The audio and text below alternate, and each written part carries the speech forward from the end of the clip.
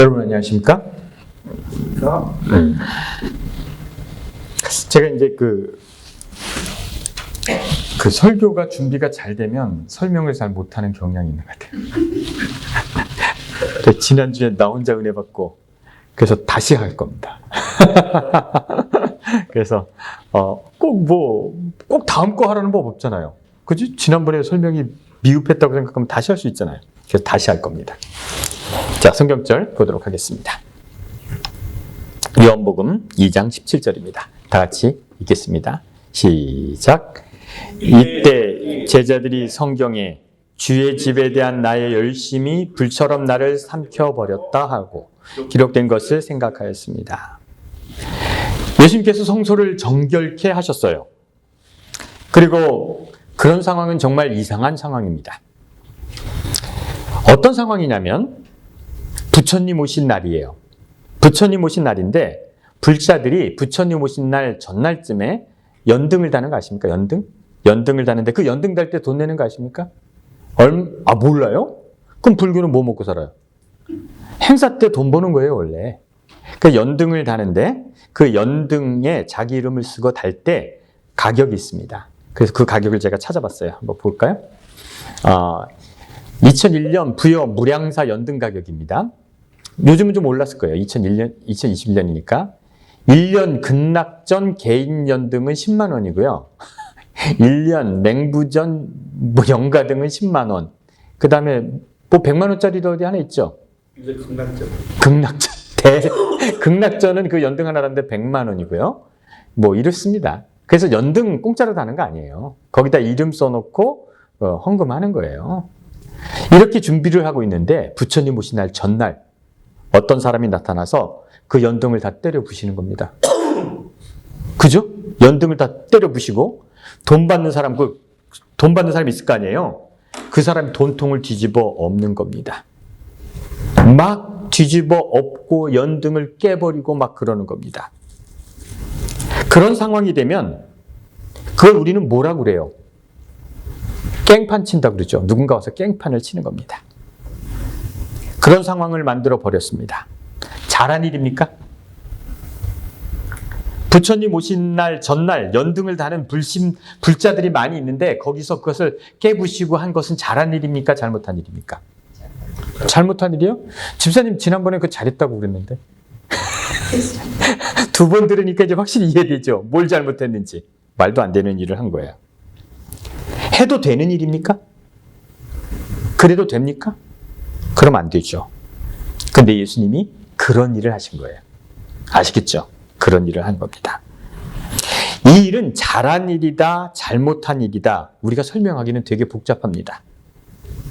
근데 꼭 해야 되는 일이었습니까? 꼭 해야 되는 일이었습니까? 그것도 아니에요. 그 일을 안 해도 되는 일이었습니까? 그렇죠. 안 해도 되는 일이었어요. 근데 그 일을 했다는 겁니다. 예수님이 그 일을 했고 우리는 수천 년간 그것이 잘한 일이라고 생각을 했습니다. 근데 말입니다. 이런 사람이 있어요. 그 일을 보면 못 지나가는 사람이 있습니다. 그런 사람이 있는 거 아십니까? 제가 그런 스타일이에요. 뭐 궁금하면 못 지나가. 간섭해야 돼. 궁금해. 그래서 물어봐야 돼요. 난 그런 스타일인 것 같아요. 못 지나가는 사람이 있어요. 예수님이 그런 분이셨다는 거죠. 제자들이 이런 얘기를 하는 겁니다. 예수님이 왜 못 지나갔는가? 아까 그 성경절을 보고요. 제자들이 주님의 집에 대한 나의 열심이 불처럼 나를 삼키겠다 한 말이 생각났다는 거죠. 예수님이 열정을 볼 때 저분은 못 지나가 이렇게 생각을 했는데 저분은 저랬어. 역시 그랬어. 그런데 이 글이 생각났다는 것은 시편 69편 9절에 있는 말씀을 생각났다는 거예요. 한번 읽어볼까요? 시편 69편 9절입니다. 한번 읽어보겠습니다. 69편이에요. 다 읽겠습니다. 시작. 주의 집을 위하여 열성이 나를 삼키고 주를 비방하는 비방이 내게 미쳤나이다. 이것은 다윗이 쓴 시입니다. 이 얘기는 요한의 이 일에 대해서 예수님을 적용하기는 말도 안 되는 얘기예요. 이 일은 어떤 얘기냐면 다윗이 괴로운 일이 있을 때마다 성전에 가서 기도를 했어요. 성전에 하도 많이 찾아가니까 다윗이 사람들이 뭐라고 했냐면 야 교회 와서 기도하면 다 해결되니? 에휴 저 병신. 너 생각을 받고 이렇게 비방했다는 얘기예요. 무슨 얘기냐면 내가 곡하고 금식하였더니 다윗이 너무 힘들고 괴로워서 울면서 금식하고 막 열정적으로 하나님께 매달렸더니 사람들이 뭐라고 해요? 야, 너 금식한다고 네 문제가 해결될 것 같아? 너 안 돼. 이렇게 비꼬았다는 얘기예요. 이 얘기가 예수님이 성전에 대한 열정이라고 적용한 것은 전혀 잘못 적용한 거예요. 그런데 제자들은 이 성경절을 생각했다는 겁니다. 어떻게 생각했냐면, 아하, 예수님은 그런 사람이야. 예수님의 열정은 그러고도 남지. 저분은 그럴 거야. 못 지나가시겠지. 제자들이 그렇게 생각했다는 겁니다. 제자들도 할 말 없게 하고 변명할 수 없게 하는 잘못된 이지만 예수님은 그 일을 한 거죠. 예수님이 하신 일이 잘했다 못했다를 평가하기 전에 예수님은 그럴 사람이야. 제자들도 변명하지 않습니다. 그리고 예수님도 자기 행동을 변명하거나 합리화하지 않습니다. 무슨 일이 있으면 못 지나가는 사람이 있어요. 꼭 간섭하는 사람이죠. 어떤 사람이 어려운 것을 보면 꼭 가서 돕는 사람이 있습니다. 꼭 이상한 사람이 있어요. 이게 차를 몰고 가다 보면 어떤 사람이 기름이 떨어졌는지 시동이 꺼져서 도로 중간에 차가 서 있어서 막 사람들이 밀고 있잖아요. 그러면 차 세우고 밀어줍니까? 저는 차 대고 밀어줘요. 저는 그거 못 지나가요. 그 차를 일단 대고 막 밀어줘. 그런 사람 있죠. 불쌍한 사람이 지나가는데 불쌍한 사람이 저 필요를 알겠는데 아이고 장로님 저거 못 보지 저거. 가서 도와주겠지? 그래서 지갑 열고 도와주는 사람 있어요 없어요? 있어요. 못 지나가는 사람이 있어요. 옛날에 대우라는 회사가 지금도 있죠. 대우의 대리였다는 것 같아요. 이 사람은. 근데 이 사람은 자기네 회사를 얼마나 좋아했는지 자기네 집에 있는 모든 것은 대우야. 자동차도 대우 아파트에만 사는 거예요. 근데 이 사람은 차를 타고 가다가 다른 차가 망가져 있으면 그냥 지나가는데 대우차가 고장나면 가서 고쳐줘야 돼.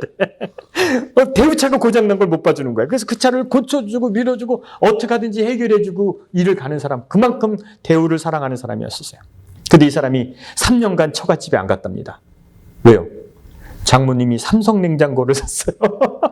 삼성 냉장고가 대우로 바뀔 때까지 안 갔다는 거예요. 그 사람을 아는 사람은 그렇지 충분히 그럴 거야. 그 사람 성격에 그럴 거야. 그런 사람이 있습니다. 못 지나가는 사람이 있어요. 그것이 옳고 그르고가 아니라 그것을 꼭 해결해야 되는 사람이 있습니다. 20년이 지났어요. 저는 20년 정도가 지났는데 저는 라디오 방송을 했죠.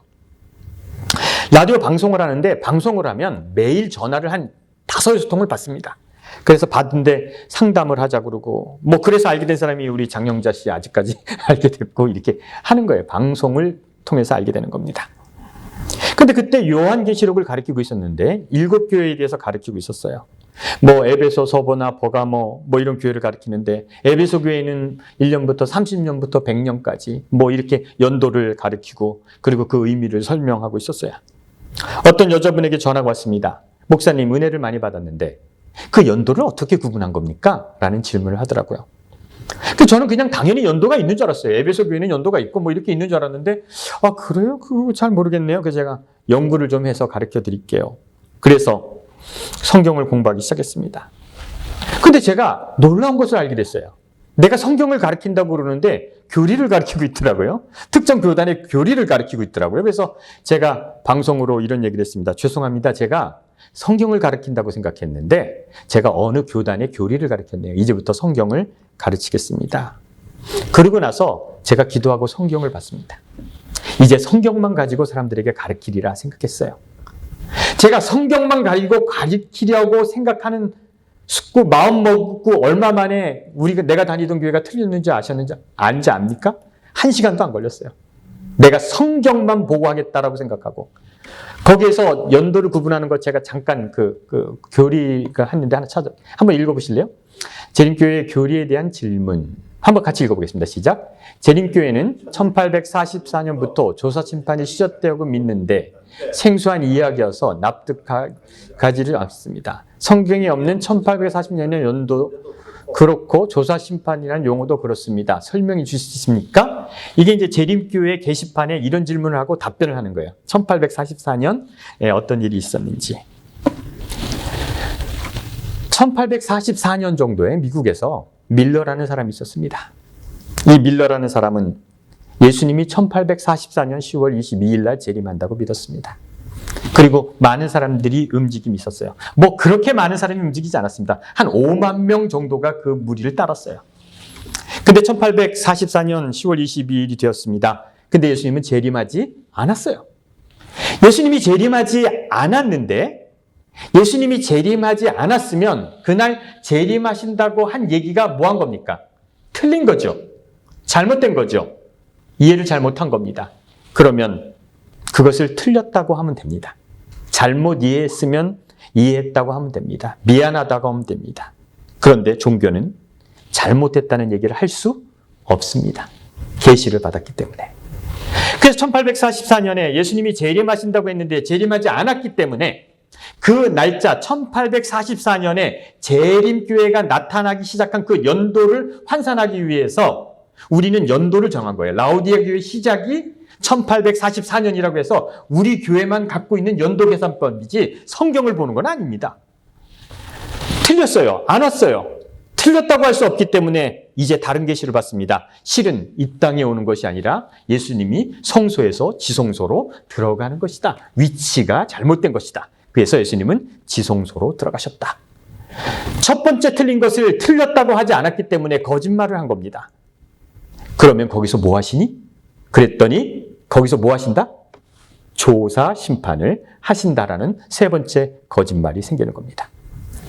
1844년 10월 22일 날 오기로 한 예수님이 안 오셨기 때문에 첫 번째 거짓말, 자기의 실수를 인정하지 않기 때문에 두 번째 거짓말이 되고 세 번째 거짓말이 되고 계속 얘기가 되고 그래서 이제 수많은 거짓말들이 만들어지는 겁니다. 그해 1903년에 여호와의 증인은 예수님이 재림하신다고 했어요. 이 1903년에 예수님이 재림하신다고 했는데 예수님이 재림하지 않았어요. 그 사람들은 자기네가 잘못된 걸 인정할 수 없었어요. 그런데 그 사람들이 한 얘기는 것입니다. 예수님이 진짜로 재림하셨다는 거예요. 안 왔는데 틀렸다고 얘기할 수 없었어요. 그래서 예수님은 재림하셨는데 공중에 와 계시다. 우리 눈에 보이지 않는다. 그래서 공중 재림을 하셨습니다. 그러면 거기서 뭐 하냐? 뭐 한다고 그럴 것 같아요? 심판하신다. 틀린 것을 틀렸다고 인정하면 되는데 그것을 인정하지 않기 때문에 두 번째 거짓말이 되고 세 번째 거짓말이 되고 계속 거짓말이 되는 겁니다. 그래서 재림교회의 예수님은 1844년부터 지성소에서 나오지도 못하고 들어가지도 못하고 계속 계시고 있고 1903년부터 여호와의 증인의 예수님은 공중에서 올라가지도 못하고 내려가지도 못하고 1903년부터 그러고 있어요. 뭔 소리라는 겁니까? 잘못된 것을 알았으면 잘못됐으면 인정하면 되는데 그것을 인정하지 못합니다. 그래서 거짓말이 시작되고 계속 어정쩡한 것이 됩니다. 제가 마음속으로 잘못된 것을 공부하고 나서 알게 됐을 때 저의 마음이 어떻겠습니까? 슬퍼요. 죽고 싶어요. 내 평생을 몸담았어요. 그걸 믿었어요. 죽고 싶었어요. 여러분, 여러분이 생각하는 것보다 더 심각합니다. 저는요, 아는 사람도 없어요. 가족이 다 목사예요. 여러분, 제가 영어를 잘했겠습니까? 미국 가서 뭐 먹고 살아요? 목사였는데. 기술도 없어요. 저는 이것을 알았을 때 슬펐어요. 미치겠어요. 그럼 어떡하란 말이에요? 근데 저는 제 성향을 압니다. 안 이상 어떻게 해요? 터뜨려요. 그렇게 될 것 같아요. 두려웠어요. 적어도 종교는 제가 정직한 것이 아니라 제가 진실된 목사인 것이 아니라 적어도 누군가 나를 목사라고 하고 영적 지도자라고 할 때 내가 무엇을 알았을 때 거짓말할 수는 없더라고요. 그래서 제 성격대로 떠들었습니다. 그리고 저의 인생은 힘들어졌어요. 지나가지 못하는 사람이 있어요. 내가 무엇을 알았을 때, 그 문제를 봤을 때 지나가지 못하는 사람이 있습니다. 예수님께서 왜 성소를 뒤집어 엎으셨을까? 성소를 정결케 하는 것은 해도 그만 안 해도 그만입니다. 그러든 말든 역사는 흘러왔어요. 그러나 예수님은 그것을 볼 수는 없었어요. 그건 사랑이죠. 애정입니다. 누가 뭐라고 해도 저는 우리 교회를 사랑하거든요. 근데 옳다고는 할 수 없겠더라고요. 애정이 있어요. 그러나 틀린 것을 알 때 우리는 괴로움이 있기 때문에 그것을 견딜 수 없는 거죠. 제가 지난주에 이런 말씀을 드렸어요. 똑같은 예를 들겠습니다. 1889년에 니체가 트리노 광장 앞에서 조그만 아파트에서 그 동생이랑 살고 있었어요. 근데 그 광장, 추운 겨울날이었는데 광장의 중앙에 마차가 마차를 끌고 가는데 광장 중앙에서 말이 탁 서서 안 움직이는 거예요. 말이 서서 안 움직이니까 마부가 그 말을 막 때리는 거예요. 막 때리니까 말이 막 아프다고 흥거리는 거예요.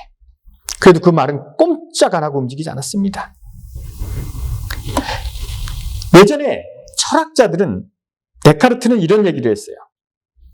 동물은 자동 인형이다. 움직이는 기계이다. 그래서 짐승이 신음소리를 내는 것, 짐승이 아파하는 것은 나쁜 기계, 고장난 기계가 삐걱거리는 소리와 같은 것이다. 이렇게 데카르트는 얘기를 했어요. 그 당시 철학가는 동물은 도구라고 생각했어요. 니체는 그 광경을 보다가 맨발로 그 추운 겨울에 뛰어갔습니다. 그리고 말을 꼭 껴안고 울면서 얘기했어요. 때리지 마세요. 때리지 마세요. 말한테 미안하다고 했을 거예요. 미안하다. 미안하다. 인간이 자행하는 그 악함을 말에게 미안하다고 했을 거예요. 그리고 데카르트 같은 철학가가 얘기한 것을 용서를 구했을 거예요. 미안하다. 인간이 미안하다. 철학이 득세하던 그 시대에, 철학이 한참 융성했던 그 시대에 인간을 어떻게 해야 되니, 인간에 대한 태도가 철학이라고 얘기하던 그 시대에 니체는 진정한 철학은 사람에게 멈추는 것이 아니다. 인간에게 생사열탁과 죽일 수도 있고 먹을 수도 있고 아무렇게나 할 수 있는 그 동물에게도 미쳐야지 진정한 철학이라고 얘기를 하는 거예요. 사람이 중심이라고 얘기하던 그 시대의 니체는 동물에게도 자비해야지 진정한 철학이라고 얘기한 거예요. 밀란 쿤테라는 사람이 이렇게 얘기했어요. 도덕적으로 옳은 사람은 동물에 대한 나의 태도로 결정된다는 큰 퀘스천을 니체는 던졌다는 거죠. 어떻고 저떻고 얘기하던 그 시대에 니체는 큰 울림을 우리에게 줬습니다. 철학은 인간을 넘어서야 된다. 소중한 거죠. 인간 중심인 세상에서 니체는 그런 행동을 했죠. 옳은 행동인가 안 옳은 행동인가가 아니에요. 그가 느낀 것을 그는 그렇게 실천했고 그 후에 그는 병에 걸려서 죽었습니다. 깨달음이 있는 사람이 열정이 있을 때, 깨달음을 얻은 사람이 그 마음에 열정이 있을 때 세상은 바뀌는 거예요. 예수님께서는 세상을 바꿨죠. 그리고 더 이상 그런 제사제도는 없어졌습니다. 니체도 세상을 바꿨습니다. 철학을 바꿔놨어요. 마르틴 루터도 큰 깨달음이 있었기 때문에 세상을 바꿔서 기독교가 올바른 길로 가게 됐죠. 깨달음이 있고 열정이 있고 힘 있는 사람은 세상을 바꿉니다. 그 행동이 옳았나 그런 가 아니라 그의 열정과 그의 옳음이, 그 행동 하나가 세상을 바꿔버리는 겁니다. 저도 깨달음이 있었습니다. 근데 제가 세상을 바꿀 수 있다고 생각했는데 아무도 안 바뀌어서 요 모양이 됐습니다. 안 바뀌더라고요. 그래서 힘없는 사람의 깨달음은 아무것도 아니더라고요. 그런데 힘없는 사람의 깨달음은 나를 바꾸더라고요. 내가 자유롭게 되더라고요. 그리고 그렇게 했다는 것이 부끄럽지 않고 행복하더라고요. 많은 사람이 질문을 합니다. 대부분 사람들은 제가 한 행동을 잘난 척이라고 그랬어요. 제가 이름 얘기해도 되나요? 뭐 이거 얘기해도 되죠. 도현석 목사라고 아십니까? 도현석 모르세요? 그 당시 박사, 여기 시조사 편집국장 했던 사람인데, 한대명이가 떠드니까 한대명이를 해결하라고 와서 나한테 물어보는 게 뭔지 압니까? 그 사람 교수로 갔어요. 나보고 그러더라고요. 한 목사가 영어를 잘하나? 헬라어 원어를 잘하나? 네가 뭐 한다고 그러냐는 거예요. 거기에 왜 영어가 무슨 상관이야? 내가 헬라어를 알는데 무슨 상관이야? 그래서 내가 그랬어요. 여보셔라고는 안 했지. 나는요, 한국말로 봐도 알겠는데 왜 헬라어를 잘하시는 분이 그걸 모르십니까? 내가 그랬죠. 아니, 내가 그걸 깨달았는데 왜 영어 잘하냐, 헬라어 잘하냐가 뭔 상관이에요? 지가 박사면 그게 되나? 내가 힘이 있으면 한번 가서 얘기하고 싶은데 아직까지 그 앞에서 힘이 없네요. 많은 사람들이 나한테 물어봐요. 네가 뭘 잘났는데? 수백 년 동안 그렇게 믿어왔는데 네가 뭔데? 네가 공부를 잘해? 너보다 잘난 수많은 사람들이 있었는데 네가 뭔데 그렇게? 몰라도 알겠는데. 저는 말이에요. 오늘도 수많은 사람이 설교를 하겠죠? 그럼 목사님들이 설명을 하겠죠? 근데 저는 우리 아버지도 있고 우리 형도 있고 많은 목사들이 있는데 용서가 안 돼요. 내 마음속에 용서가 안 돼요. 니들이 그렇게 교회에서 월급을 받고 성경을 존경한다고 그랬으면, 하나님이 종이라고 그랬으면, 성경을 봤다고 그랬으면 그 정도는 알아야지. 나는 공부 안 하고 설교하는 목사들이 용서가 안 돼요. 잘났다는 그 많은 교수들이 양심적으로 보면 다 보이는 것을 못 보는 것, 난 용서가 안 돼요. 왜 아직도 그렇게 설교해야 되는가? 조금만 공부하면, 내 마음을 조금만 열면 우리가 틀린 거 알고 잘못했다 그러고 다시 시작하면 될 텐데 왜 그것을 인정하지 못하는가? 나는 용서가 안 돼요. 공부하지 않는 목사들 용서가 안 돼요. 그리고 알았는데도 선포하지 못하는 목사도 용서가 안 돼요. 교인들이 당신을 목사라고 부르는데, 영혼의 지도자라고 부르는데 어째 그 모양으로 설교를 하지? 그 모양으로 가르치지? 저는 아직도 용서가 안 됩니다. 근데 나이가 드니까 용서는 안 되는데 이해는 되더라고요. 그럴 수 있겠다.